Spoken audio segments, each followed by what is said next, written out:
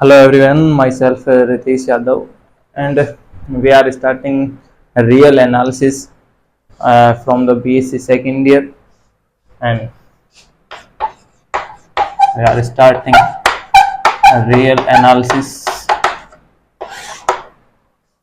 Firstly, I tell you, सबसे पहले मैं आपको बता देता हूँ कि जो ये क्लास है वो सिर्फ डेमो क्लास है ना, और इसके अंदर हम जो रियल एनालिसिस का सिर्फ बेसिक टॉपिक पढ़ेंगे, यानी कि जहाँ से अपन को स्टार्ट करना है रियल एनालिसिस को, तो उससे पहले हमें कुछ बेसिक टर्म्स या बेसिक टर्मिनोलॉजी पढ़नी पड़ेगी ना। थोड़ा जो बेसिक कॉन्सेप्ट है वो आपने कुछ तो आपने 11th-12th में जैसे पढ़ा है, और उसके बाद जो है आप यहाँ से भी स्टार्ट कर रहे हैं, ठीक है। Okay, so we do start real analysis and the basic concept for this we are starting. हम स्टार्ट कर रहे हैं। सबसे पहले एक सबसे बेसिक टर्म है सेट ना। सेट को हम बोलते हैं समुच्चय। सेट को क्या बोलते हैं हम? समुच्चय बोला जाता है सेट को, ठीक है। अब सेट क्या होता है? A well defined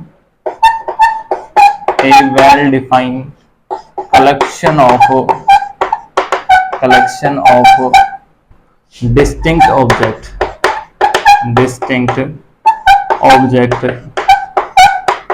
is called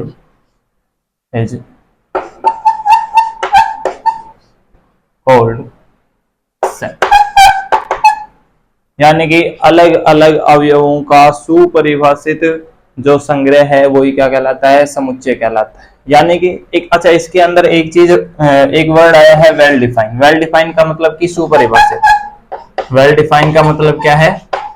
well defined का मतलब है सुपरिभाषित। तो वेल डिफाइंड का मतलब होता है कि जहां पे हमें किसी भी एलिमेंट को उस संग्रह में शामिल करना या फिर उसको बाहर करने में कोई कंफ्यूजन नहीं हो ना, तो हम कह सकते हैं कि there is no ambiguity. There is no ambiguity, या फिर हम कह सकते हैं there is no confusion. There is no confusion about exclusion और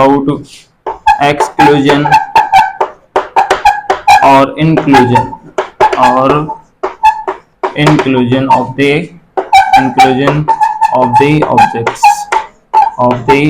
objects। यानी कि किसी भी अवयवों को उसमें संग्रह में शामिल करने में या फिर उसको बाहर करने में हमें कोई भी एम्बिग्यूटी नहीं होना चाहिए या कोई भी हमें कंफ्यूजन नहीं होना चाहिए, है ना। तो उसका मतलब होता है क्या? वेल डिफाइंड मतलब होता है, ठीक है। तो सेट भी क्या होता है? A well defined collection of distinct object is called या इज नोन एज सेट या समुच्चय। ओके, है ना। इसके जो एग्जाम्पल है ना, एग्जाम्पल आप खूब अच्छे तरीके से जानते हो, है ना। यदि आपसे कहा जाए कि चलो ये हम पहला एग्जाम्पल लिख करके चलते हैं कि प्रथम 5 प्राकृत संख्याओं का संग्रह। प्रथम 5 प्राकृत संख्याओं का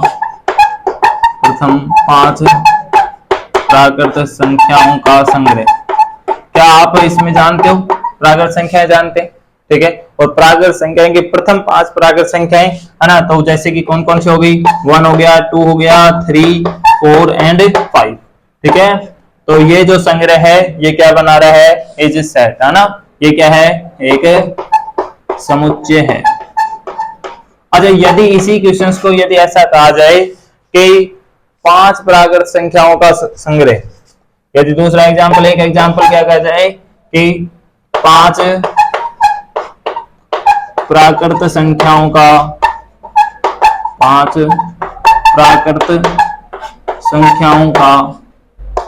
संग्रह, है ना। तो अब देखिए इसके अंदर मैं जो 5 प्राकृत संख्याएं बनाऊंगा वो कोई और दूसरी बनाऊंगा, कोई दूसरा होगा तो वो कोई और बना सकता है ना। यानी कि सपोज दैट यदि 2 कैंडिडेट है ना, तो 2 कैंडिडेट के लिए आपके पास एक तो किसी ने बना लिया कि 1, 2, 6, 9, 10, ये प्राकृत संख्याओं का 5 प्राकृत संख्याओं का संग्रह, ठीक है। दूसरा यदि कोई दूसरा कैंडिडेट है वो ये बना रहा है 3, 6, 7, 5, 4, ये 5 बना रहा है ना। तो देखिए हर बार अलग अलग आ रहा है, यानी कि किसी एक ने बनाया 1, 2, 6, 9, 10, दूसरे ने बनाया 3, 6, 7, 5, 4, ठीक है।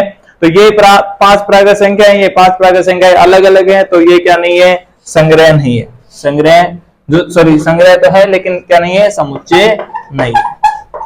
क्या नहीं है, ये समुच्चय नहीं है। यानी कि आपको यहाँ पे देखिए कंफ्यूजन है कि आप किन 5 प्राकृत संख्याओं को शामिल कर रहे हैं। ठीक है, यदि आपको फिक्स पता है कि हाँ उन 5 प्राकृत संख्याओं को शामिल करना है, या फिर हमें इसको देखो, यदि और एग्जांपल लें तो बहुत सारी दुनिया भर के, यदि ऐसे कह जाए कि प्रथम पांच से गुणज प्राकृत संख्याओं का संग्रह, तो वो भी आ जाएगा।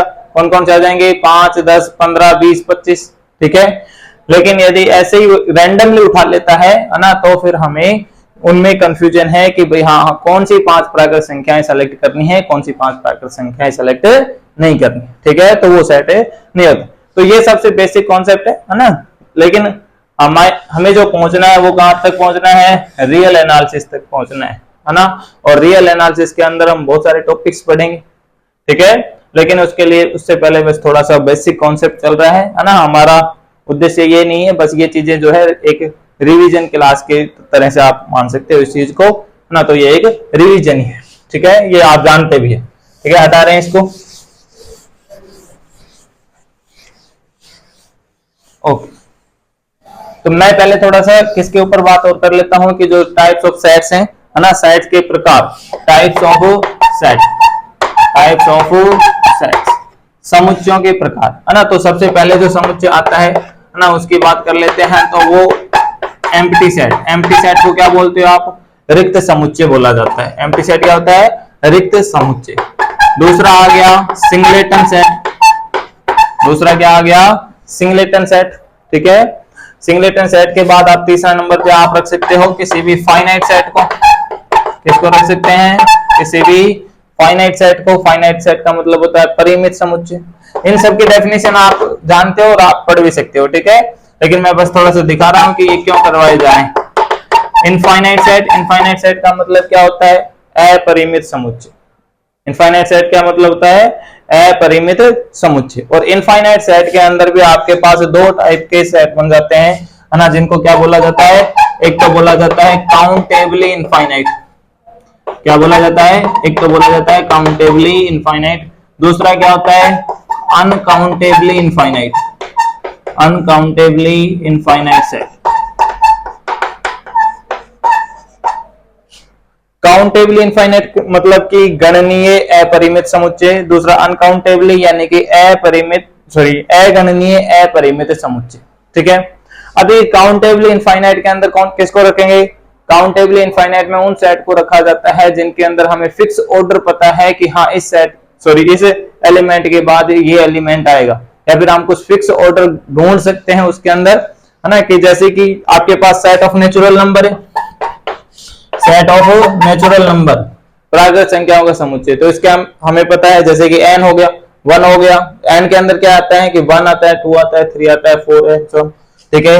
ऐसे ही आप किसमें पूर्णांकों का समुच्चय, एक आ जाता है परिमेय संख्याओं का समुच्चय, और इसके अंदर कौन से हो गए, जैसे कि अपरिमेय संख्याओं का समुच्चय क्यू कॉम्प्लीमेंट, और दूसरा आता है रियल नंबर का समुच्चय यानी कि वास्तविक संख्याओं का समुच्चय कैपिटल आर, या फिर आर बोल सकते हो आप।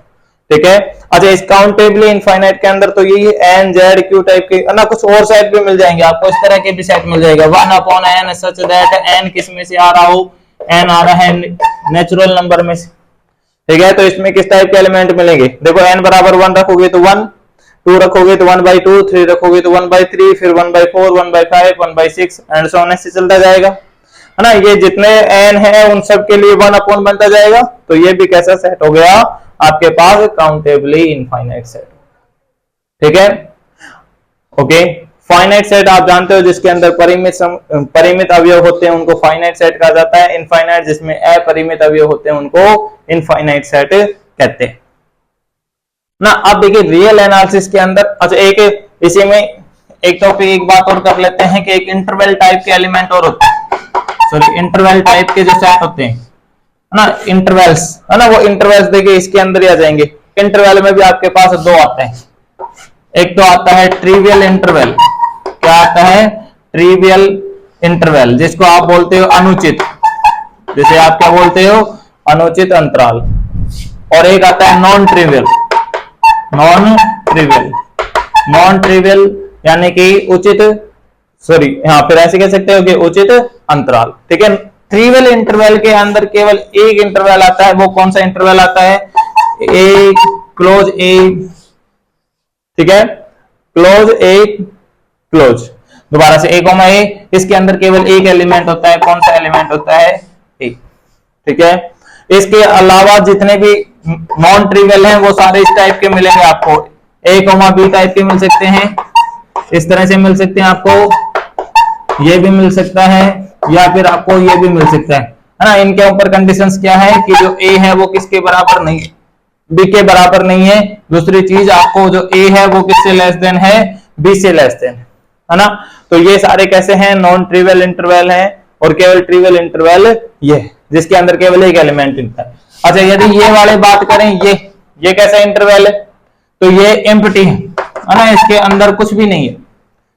ये कह रहा है, इसके कहने का मतलब क्या है कि ए से बड़ा होना चाहिए और ए से ही छोटा होना चाहिए। तो ऐसे कितने एलिमेंट मिलेंगे, ए से बड़े और ए से छोटे कितने एलिमेंट मिलेंगे, एक भी एलिमेंट नहीं मिलेगा है ना। तो ये कैसा सेट हो गया, एम्प्टी सेट हो गया, तो वो उसी को हमें इसके अंदर काउंट कर लेते हैं। ठीक है, यदि आप इसमें रखना चाहते हो तो इसको इसमें भी रख सकते हो आप, ट्रिवियल इंटरवल जिसमें फाई आता है। ठीक है, अब जो रियल एनालिसिस है ना, उसके अंदर हम क्या पढ़ेंगे, जो हमने ये टाइप्स ऑफ सेट्स पढ़े हैं है ना, इन्हीं के बारे में चर्चा करेंगे कि देखिए इनके बारे में क्या क्या करेंगे हम, मैं बता देता हूं आपको इधर।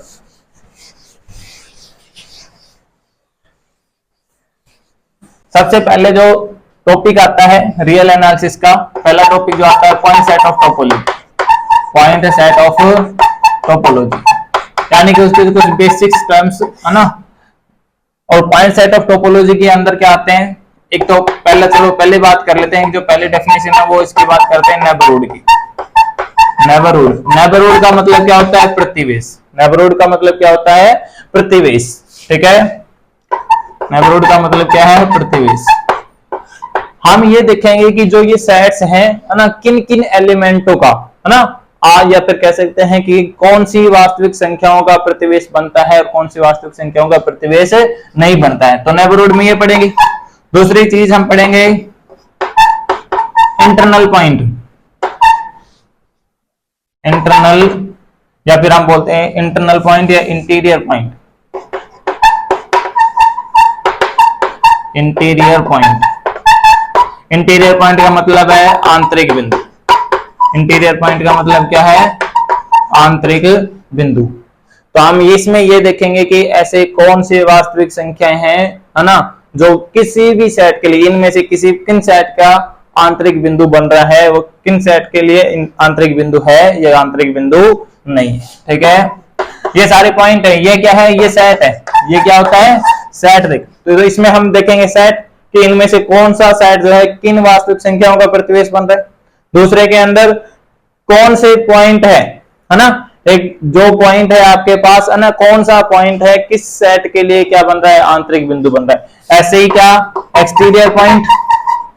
एक्सटीरियर पॉइंट का मतलब क्या है, एक्सटीरियर पॉइंट का मतलब है बाह्य बिंदु। एक्सटीरियर पॉइंट का मतलब क्या है, बाह्य बिंदु। नंबर 4 हम बात कर लेते हैं बाउंड्री पॉइंट।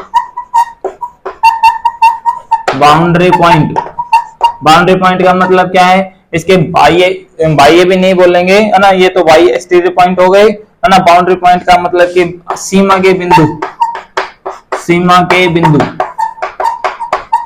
ठीक है, नंबर 4 इसी में एक बात करते हैं लिमिट पॉइंट।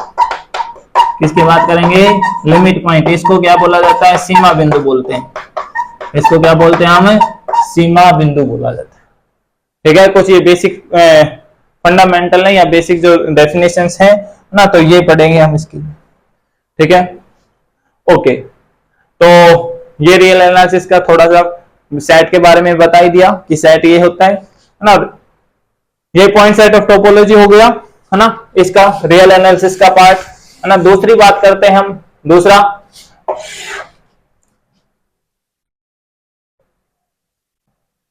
अच्छा, इसी के अंदर एक चीज और देख लेते हैं कि ओपन सेट, यानी कि जो हमने ये सेट ढूंढे हैं है ना, तो इनमें से ओपन सेट को क्या बोलते हैं आप? विवृत समुच्चय। क्या बोलते हैं? विवृत समुच्चय। कौन से ओपन सेट हैं? Number 7 close set. Closed set. Close set का मतलब क्या होता है?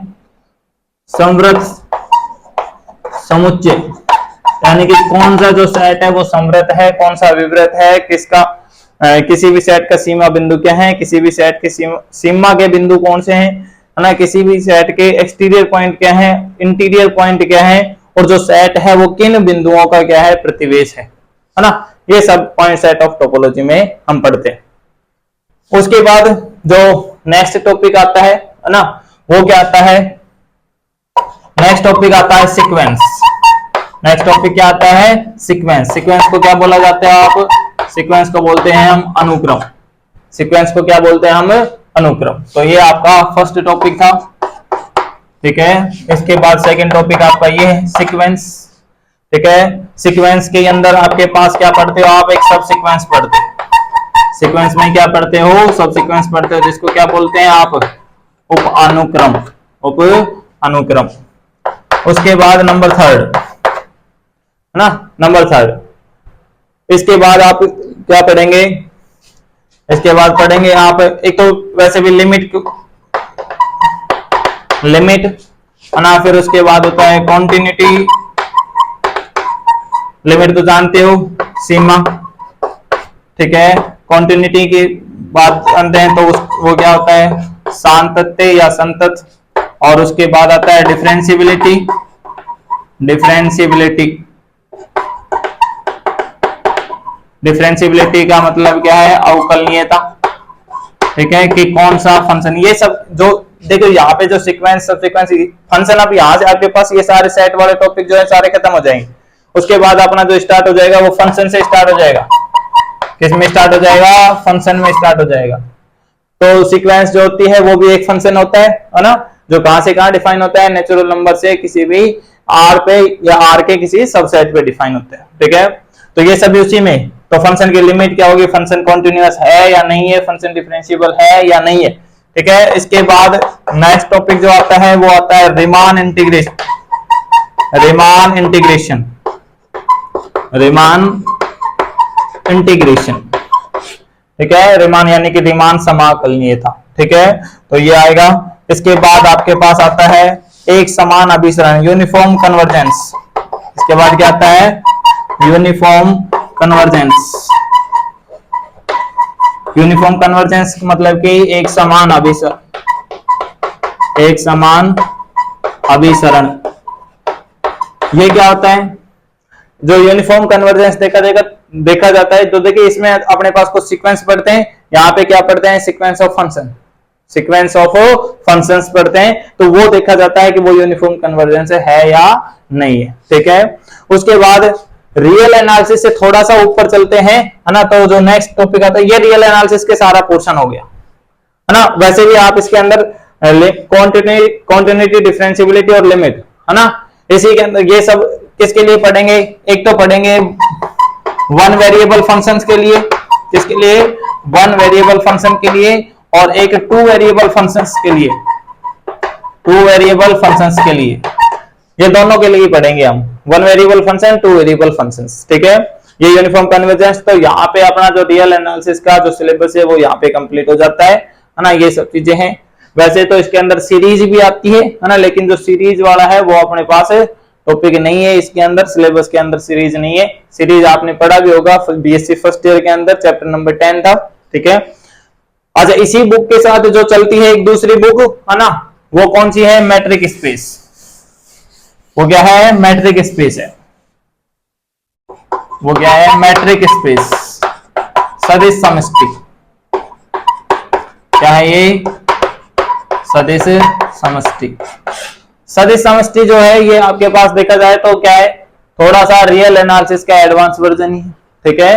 तो रियल एनालिसिस का एडवांस वर्जन है। इसके अंदर भी हम वही सब चीजें, पहले तो बेसिक चीजें पढ़ेंगे। कौन कौन सा? विवृत समुच्चय क्या होता है, क्लोज संवृत समुच्चय क्या होता है, और उसके बेसिक जो दूसरी चीजें हैं आपके पास, उसका प्रतिवेश क्या हो, है ना।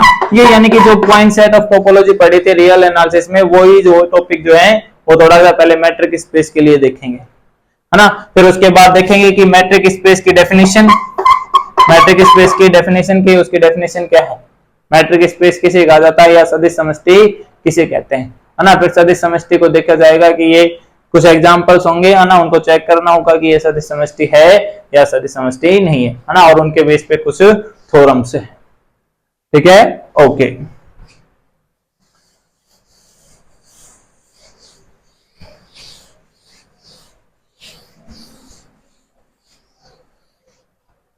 रियल एनालिसिस यानी कि वास्तविक विश्लेषण, रियल एनालिसिस मतलब कि क्या है, वास्तविक विश्लेषण।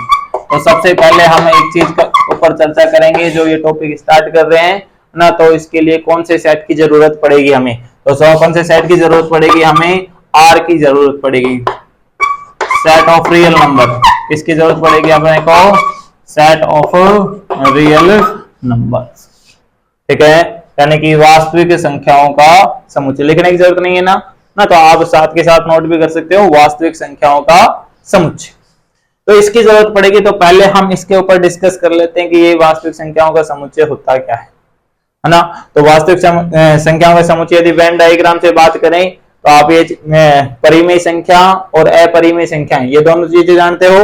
तो परिमेय संख्याओं और अपरिमेय संख्याओं का जो यूनियन होता है वही मिलकर के क्या बनाते हैं, वास्तविक संख्याओं का समुच्चय बनाते हैं, ठीक है।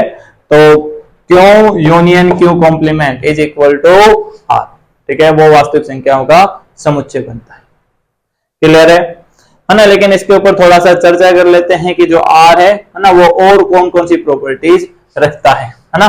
तो एक सबसे पहले हम एक चीज देखते हैं कि पहले डेफिनेशन पढ़ते हैं कि आर,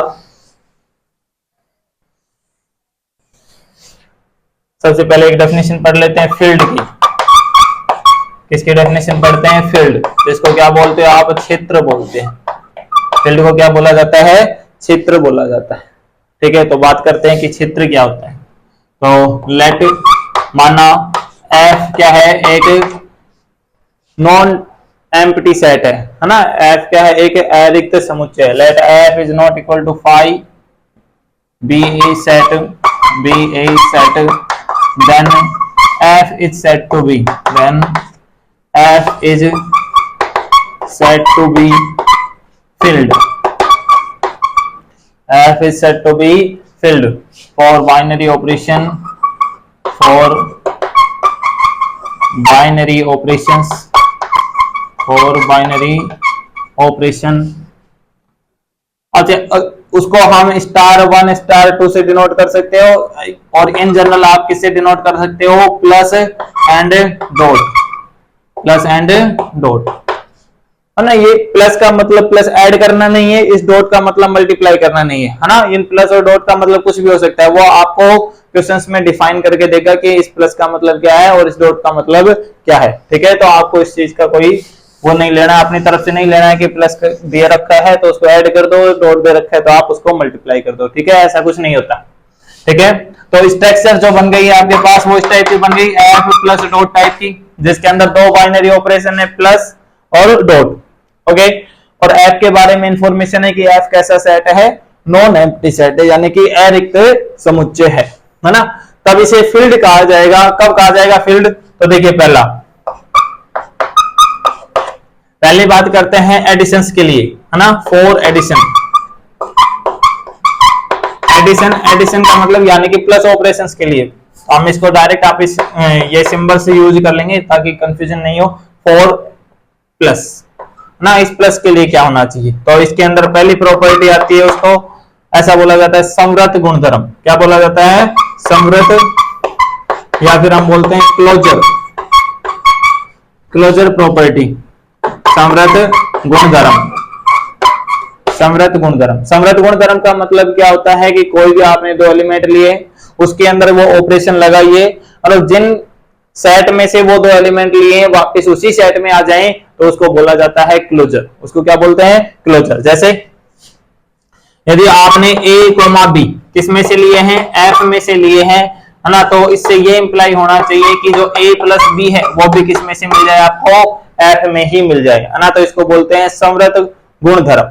क्या बोलते हैं इसको, संवृत गुणधर्म। ये प्लस के लिए, किसी और प्रॉपर्टी के लिए, किसी भी स्टार यानी कि किसी भी बाइनरी ऑपरेशंस के लिए, है ना, इसी को समृद्धता कहते हैं कि आपने किसी सेट में से दो एलिमेंट लिए और फिर उसमें बाइनरी ऑपरेशन लगाया और उसके बाद यदि उसी सेट के अंदर वो बिलोंग करता है तो कहते हैं कि समृद्ध गुणधर्म को सेटिस्फाई करता है वो सेट, और इस ऑपरेशंस के लिए करता है। ठीक है, नेक्स्ट दूसरा बात करते हैं कि वो साहचर्य है कि नहीं। साहचर्य गुणधर्म जानते हो, साहचर्य गुणधर्म यानी कि एसोसिएटिव, साहचर्य गुणधर्म यानी कि एसोसिएटिव। तो एसोसिएटिव प्रॉपर्टीज के लिए आपको तीन एलिमेंटों की जरूरत पड़ती है, तो हम कह सकते हैं कि for all A, B, C belongs to F, यानी कि A B C belongs to F के लिए, सभी ए बी सी के लिए, है ना, तो उसके लिए ये प्रॉपर्टी होल्ड होनी चाहिए।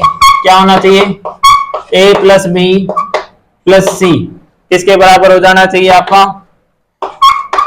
ए प्लस बी प्लस सी के बराबर होना चाहिए। ठीक है, तो आप इन जनरल बात करें तो आप ऐसे कह सकते हो A star B star C is equal to क्या होना चाहिए, A star B star C. ठीक है, यानी कि जो ऑपरेशन लगा रहे हो पहले दो एलिमेंटों में लगाया, उसके बाद जो रिजल्ट है उसको तीसरे एलिमेंट के साथ ऑपरेट किया।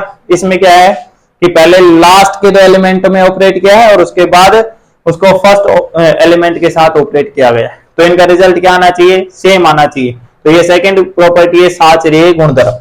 नंबर 3 जो आता है उसको बोलते हैं तत्समक। तत्समक का मतलब क्या है, आइडेंटिटी।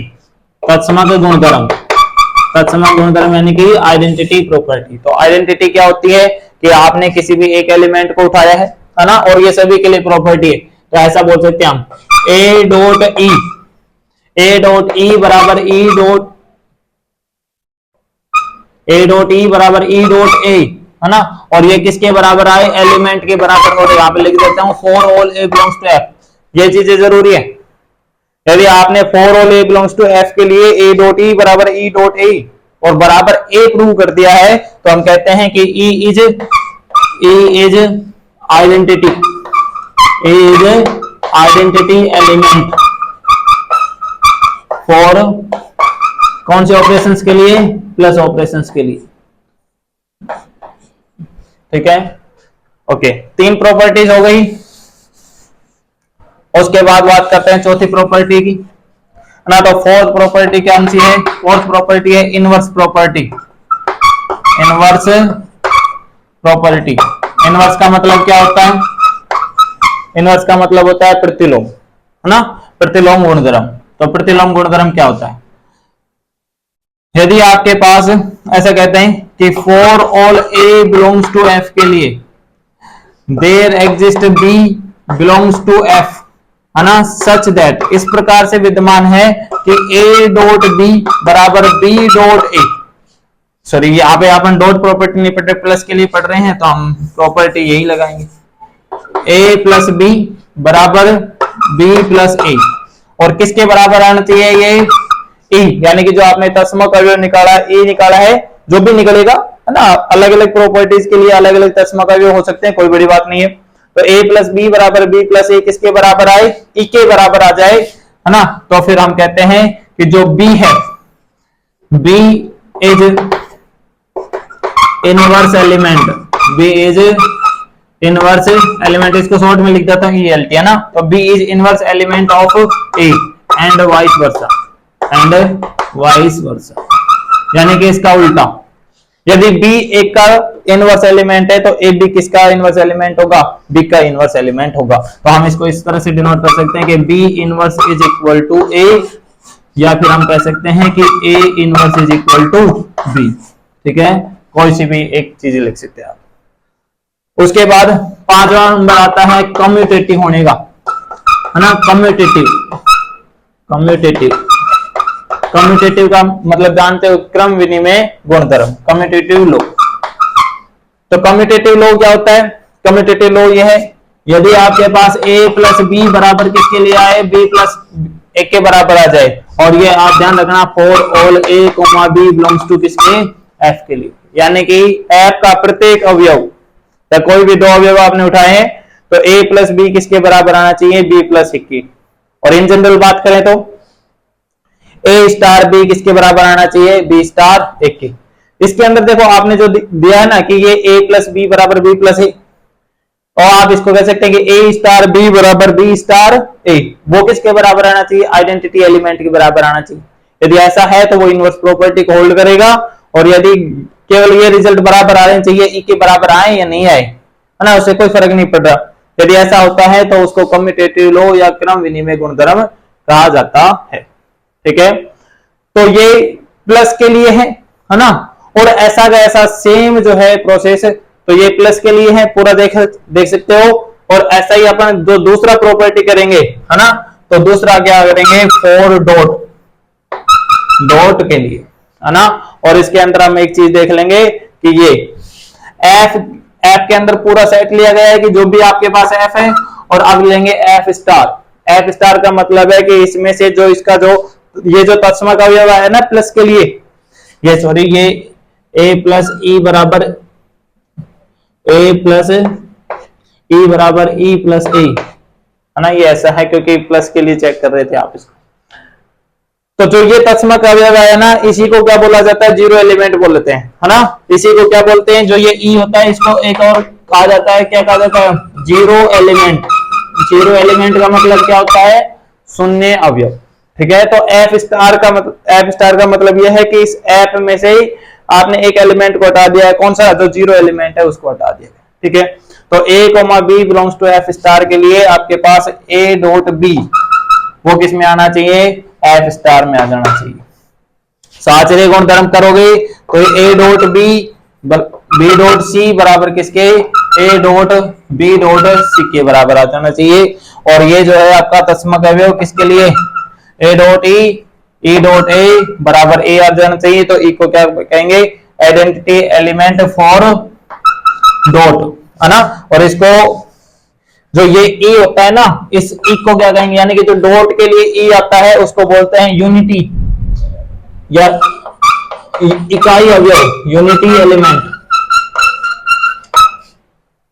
उसको क्या बोलते हैं, रिंग विद यूनिटी, तो इसको बोल देते हैं यूनिटी।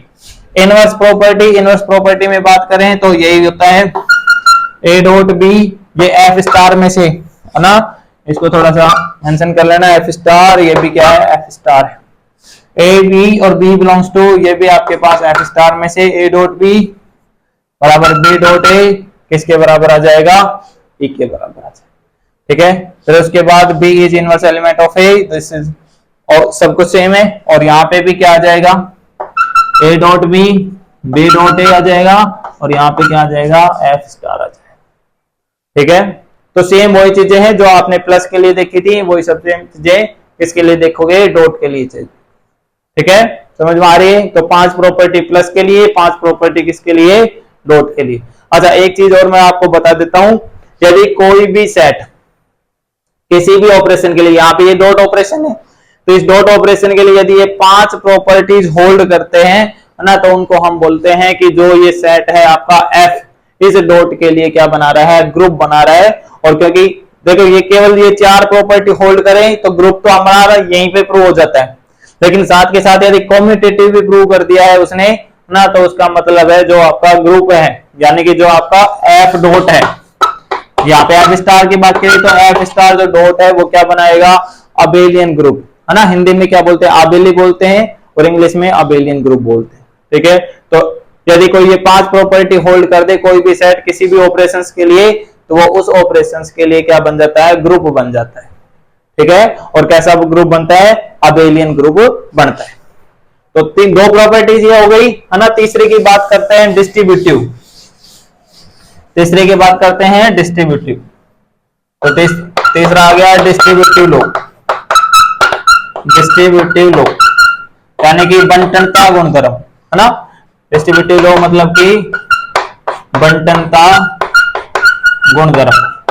तो बंटनता गुणधर्म क्या होता है ना, तो वो देखिए, ये डिस्ट्रीब्यूट जो होता है ना, यहाँ पे डिस्ट्रीब्यूट कौन हो रहा है, डिस्ट्रीब्यूट कर रहा है डॉट, डिस्ट्रीब्यूट होता है किस पे, ओवर प्लस पे।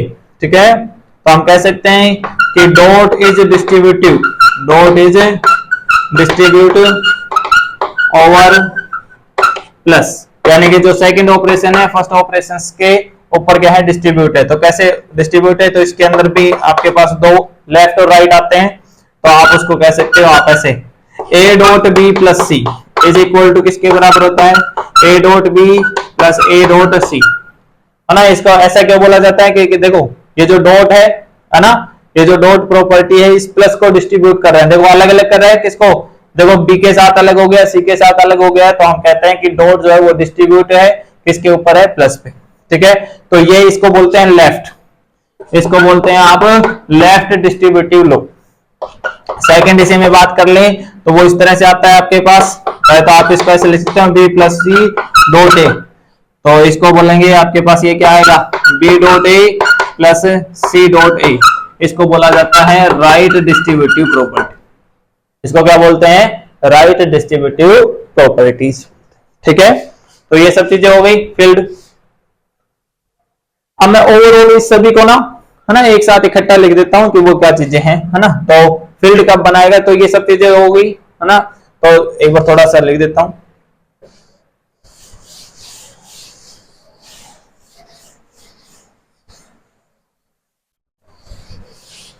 देखिए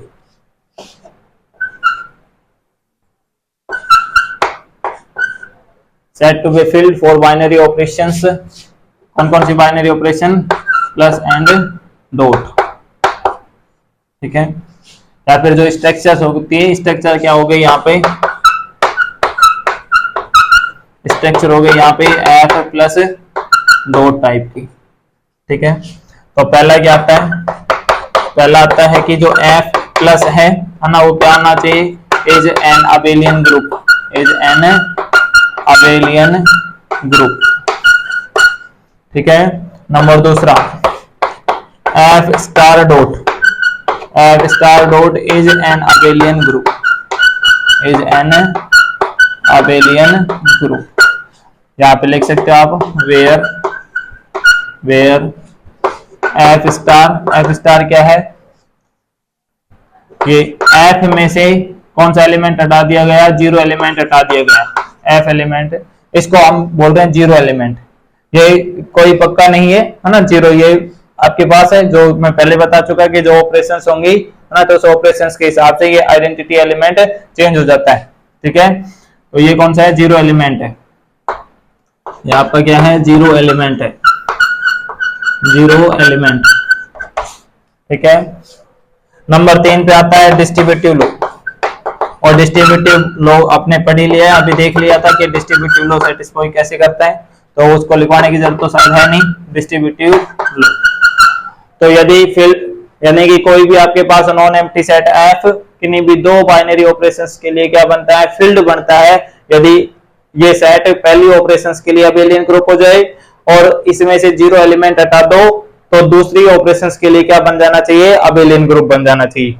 तीसरा डिस्ट्रीब्यूटिव होना चाहिए, कौन किसके ऊपर डिस्ट्रीब्यूट होगा, जो डॉट है वो डिस्ट्रीब्यूट होगा किसके ऊपर, प्लस पे, यानी कि जो सेकंड बाइनरी ऑपरेशन है वो किसके ऊपर डिस्ट्रीब्यूट हो रही है, पहली बाइनरी ऑपरेशन या फर्स्ट बाइनरी ऑपरेशन पे डिफाइन हो रही है, ठीक है।